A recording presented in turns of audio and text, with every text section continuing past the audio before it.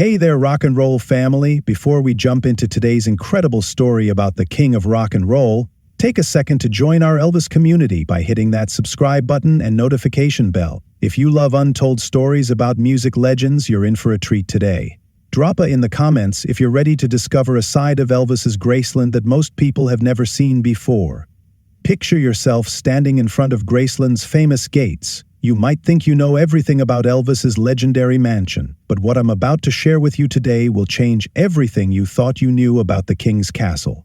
We're about to pull back the curtain on a fascinating chapter in Elvis history that's been hidden from the public eye for over 40 years, until now. Breaking news has just rocked the Elvis world, and it comes straight from the king's own granddaughter, Riley Keough. She's just approved something that's going to revolutionize how we see Graceland. You know how sometimes we wonder what it was really like to walk through Elvis's home when he was alive? Well, we're about to find out, because Graceland is about to undergo a transformation that will take us back to exactly how it looked during Elvis's final years. Now let me take you back to 1974. Elvis was at the height of his Las Vegas era, wearing those incredible jumpsuits, selling out shows left and right. But something was stirring inside him, a desire to transform his beloved Graceland into something as bold and dramatic as his stage presence. Riley recently shared a story that gives us a glimpse into Elvis's mindset during this time. She told us how Elvis walked into Graceland one day and declared, "Let's do the living room in red. I want red shag carpet, I want velvet sofas." And just like that, the red era of Graceland was born. That many people don't know. This wasn't just about interior decorating. This was Elvis expressing his artistic vision in every aspect of his life. Think about it. This was the same man who designed his own jumpsuits, who transformed gospel music into rock and roll, who dared to shake his hips on national television when others played it safe. The red transformation of Graceland was pure Elvis, bold, unapologetic, and completely original. Let me paint you a picture of what walking into Graceland was like during this era. Imagine stepping through those famous doors and being greeted by floor-to-ceiling scarlet drapes, tied back with gold tassels that caught the Tennessee sunlight. In the dining room, a massive mahogany table commanded attention, surrounded by chairs that looked like they belonged in a royal palace, upholstered in scarlet satin, with gold thread and tiny rhinestones that sparkled like stars. Now here's a revelation that even die-hard Elvis fans might not know. Elvis's love affair with the color red started way back in 1957 when he first bought Graceland. He actually wanted to carpet the entire mansion in red. It was only his beloved mother Gladys who convinced him otherwise. But Elvis, being Elvis, found a way. He put red shag carpet in his bedroom anyway. There's a wonderful piece of historical footage showing the Graceland gates painted red in 1960. Talk about making a statement. The transformation of Graceland's first floor in 1974 was actually inspired by Elvis's bedroom decor. We know this thanks to some remarkable photographs taken by Jean Lair, a friend of Linda Thompson, Elvis's girlfriend at the time.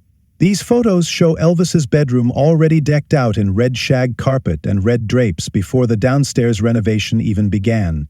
Even his office and bathroom had red carpet. When Elvis committed to a theme, he went all in. Speaking of Linda Thompson, she left her own artistic mark on Graceland that still stands today. The stunning peacock stained glass at the entrance to the music room. This wasn't just random decoration. Elvis had a special connection to peacocks and kept several on the Graceland grounds. Here's a fun fact that shows Elvis's sense of humor. The peacock population at Graceland actually decreased after several of them started attacking their own reflections in Elvis's Cadillacs. Linda's explanation of the peacock design reveals something profound about Elvis's character. She said, "Elvis was a peacock. Even with the little capes that he would wear and come out on stage and spread the cape, it was like a beautiful peacock spreading its feathers. He had a lot of pride and dignity when he walked, and he just had his own presence and charisma." Isn't it amazing how even the architectural details of Graceland reflected Elvis's personality? The significance of this red era becomes even more powerful when you consider what happened in August 1977, when 30,000 heartbroken fans came to pay their respects to Elvis at Graceland. They walked through these very rooms with their dramatic red decor. Caroline Kennedy, who was there, wrote about how the elaborate red surroundings created an unforgettable backdrop to one of music history's most poignant moments. There's been quite a debate in the Elvis community about Priscilla's decision to remove the red decor when Graceland opened to the public in 1982, replacing it with the white and blue theme from the 1960s that visitors see today. Linda Thompson touched on this controversy in her memoir, suggesting that while the white theme might be more traditionally elegant, removing the red decor meant losing a piece of Elvis's personal vision. But now, thanks to the upcoming Graceland in Red exhibit opening in August 2025, we'll finally get to see Elvis's vision exactly as he intended it. This isn't just any exhibit, it will feature the original furniture from this era. Imagine standing in the same rooms, surrounded by the same pieces that Elvis himself chose and lived with during his final years. And hold on to your blue suede shoes, because that's not all that's coming to Graceland in 2025. The estate is planning a series of incredible exhibits to celebrate what would have been Elvis's 90th birthday. Elvis 90 for 90 will showcase 90 artifacts that tell the story of the King's life and career. The Elvis Aloha from Hawaii experience will take us back to that groundbreaking 1973 concert, and there's a special exhibit coming about Colonel Parker that will coincide with Peter Guralnick's new book, The Colonel and the King. Speaking of Colonel Parker, Guralnick's book promises to give us a more balanced view of this controversial figure than what we saw in Baz Luhrmann's recent Elvis movie.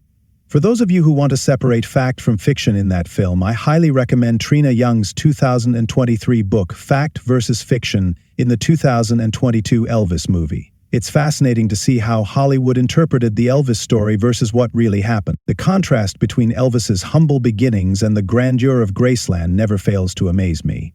Elvis himself once quipped about his Tupelo birthplace, "Hell, the whole place would have fit into the living room of Graceland." But that's what makes Elvis's story so quintessentially American. It's a rags-to-riches tale that proves dreams really can come true. Even Elvis's own family is amazed by his lasting impact. Riley recently shared, "It's really wild. It's amazing that somebody could impact people so much. I really appreciate it because, of course, we love our family and want other people to as well. But there's always like this movie and that movie and Elvis this and that, and I'm like, wow, it's really still popping." This new exhibit isn't just about showing off interesting decor, it's about preserving a moment in time when Elvis was truly living life on his own terms. It's about understanding that everything in Graceland, from the red shag carpet to the peacock-stained glass, tells us something about who Elvis really was. He wasn't just the king of rock and roll, he was an artist who expressed himself through everything he touched, whether it was music, fashion, or interior design. That's why this upcoming exhibit is so important. It's not just about seeing how Graceland looked, it's about understanding Elvis on a deeper level. It's about appreciating that his artistic vision extended far beyond music into every aspect of his life.